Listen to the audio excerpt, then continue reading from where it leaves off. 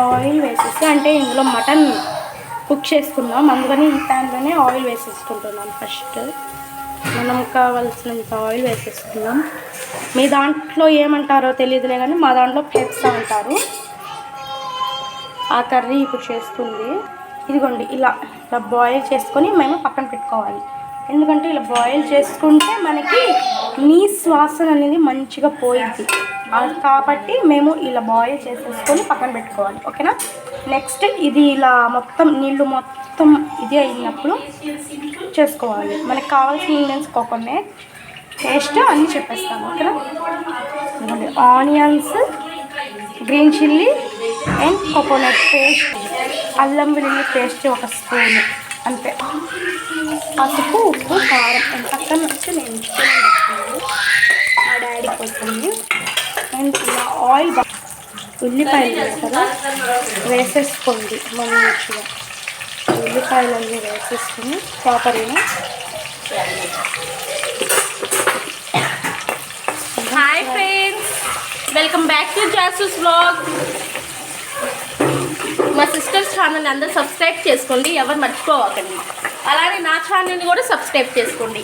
Soni add చేస్తుంటాను vlogs. ఇలా fry చేసేసుకున్న తర్వాత గ్రీన్ చిల్లీస్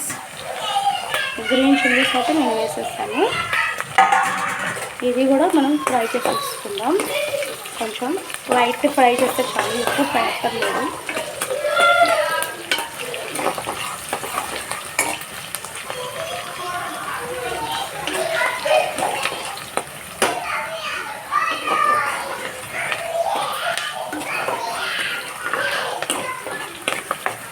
అంటే చాలా అల్లం వెల్లుల్లి పేస్ట్ చేసేసుకొని కొంచెం అది కూడా కలిపేసుకోండి.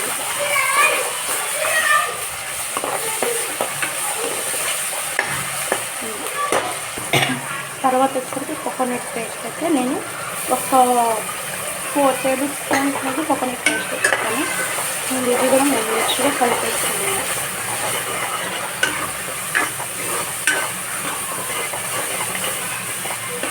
ఆయిల్ అనేది మొత్తం మనకి పైకి రావాలన్నమాట. ఇది సైడ్కి మొత్తం అలవాటు చేసేస్తాను. ఇది మటన్ వండాను కదా ఈ కుక్కర్లో, ఇందులోనే వండేస్తున్నాను నేను.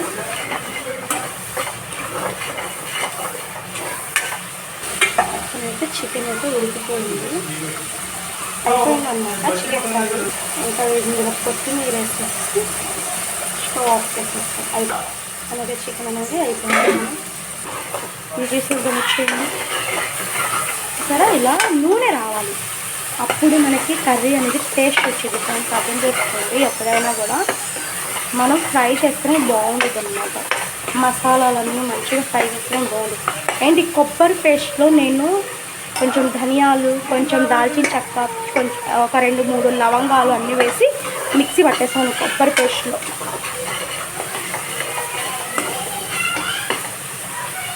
సండే స్పెషల్ అన్నమాట మా ఇంట్లో.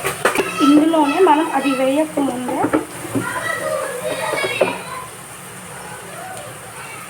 కారం వేసేస్తున్నాను. ఒక 4 స్పూన్స్ కారం వేసేసాను.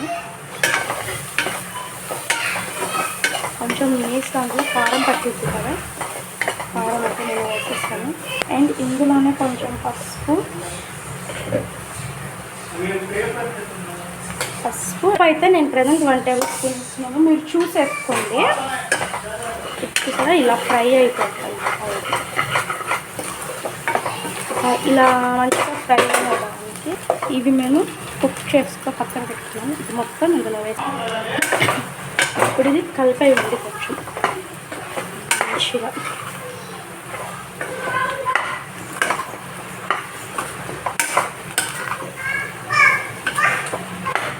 మనం తర్వాత ఏమైనా ఉప్పు సరిపోకపోతే మనం వేసుకోవచ్చు. నేను ఒక చేత్తో ఫోన్, ఒక చేత్తో వీడియో తీయాలంటే చాలా కష్టం ఫ్రెండ్స్. నేను ఇలానే తీస్తున్నాను వీడియో.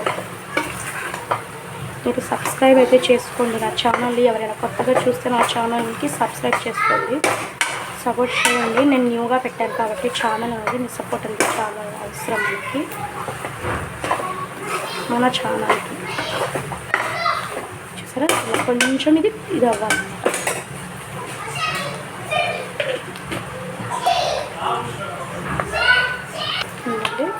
వాటర్ అనేది వేసేసుకుందాం.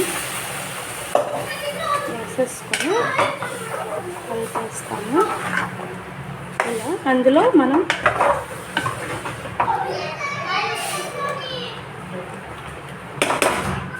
కుక్కర్ విజిల్ పెడుతున్నప్పుడు కొంచెం కొత్తిమీర వేసేసుకుందాం. కర్రీ దించేటప్పుడు కూడా కొత్తిమీర యాడ్ చేసేసుకోవచ్చు. దీని ఒక 5 విజిల్స్ రావాలి. కొంచెం వాటర్ వేసుకుంటాము ఎందుకంటే గ్రేవీ కావాలి కాబట్టి